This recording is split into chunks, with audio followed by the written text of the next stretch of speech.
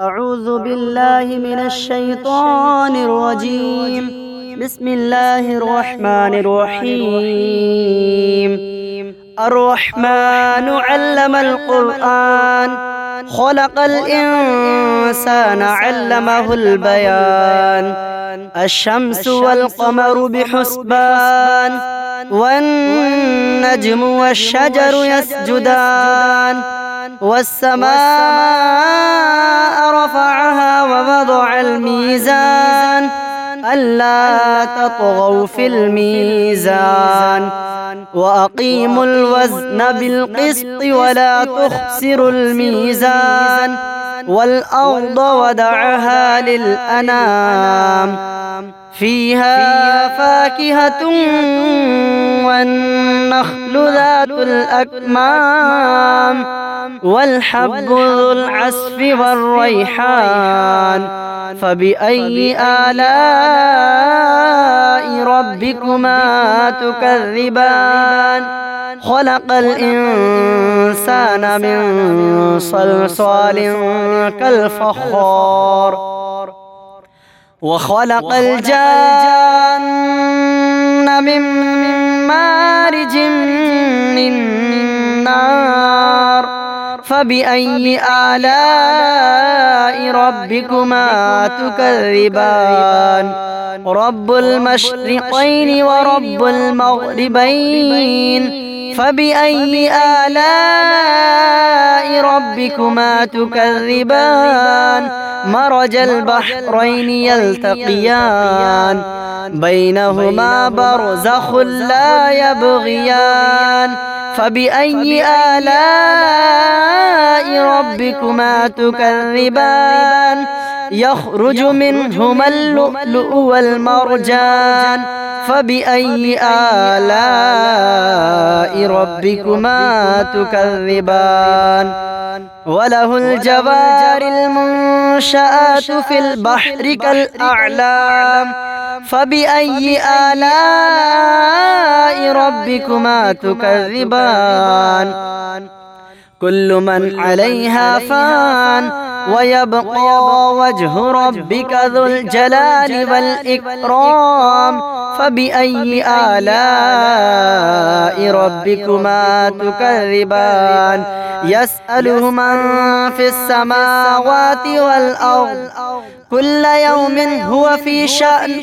فبأي آلاء ربكما تكذبان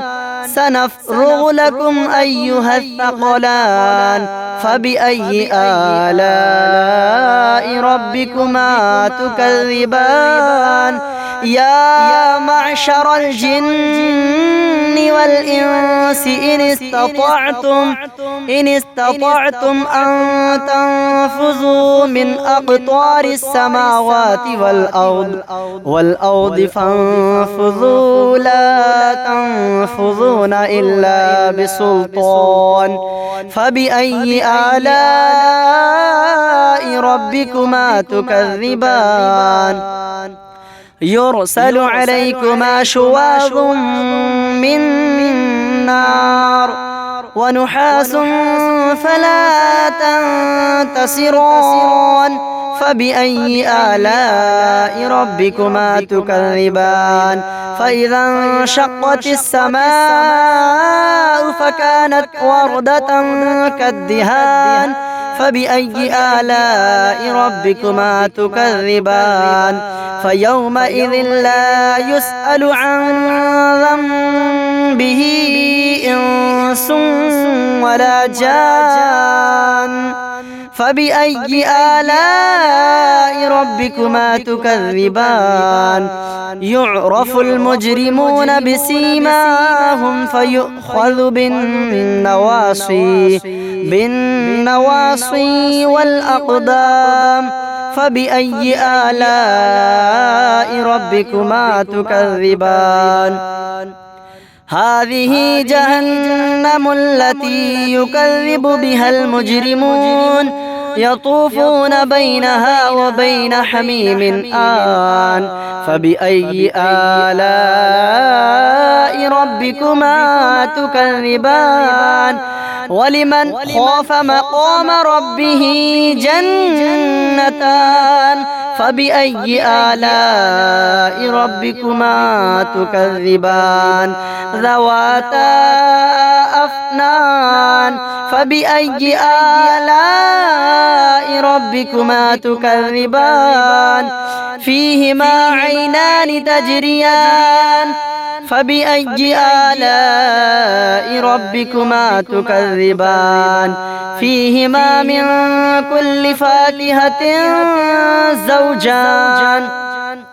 فبأي آلاء ربكما تكذبان متكئين على فرش بطائنها من استبرق وجنى الجنتين دان فبأي آلاء ربكما تكذبان فيهن قاصرات الطرف لم يطمثهن إنس قبلهم ولا جان فبأي آلاء ربكما تكذبان كأنهن الياقوت والمرجان فبأي آلاء ربكما تكذبان هل جزاء الإحسان إلا الإحسان فبأي آلاء ربكما تكذبان ومن دونهما جنتان فبأي آلاء ربكما تكذبان مدهامتان فبأي آلاء ربكما تكذبان فيهما عينان نضاختان فبأي آلاء ربكما تكذبان فيهما فاكهة ونخل والرمان فبأي آلاء ربكما تكذبان فيهن خيرات حسان فبأي آلاء ربكما تكذبان حور مقصورات في الخيام فبأي آلاء ربكما تكذبان لم يطمثهن إنس قبلهم ولا جان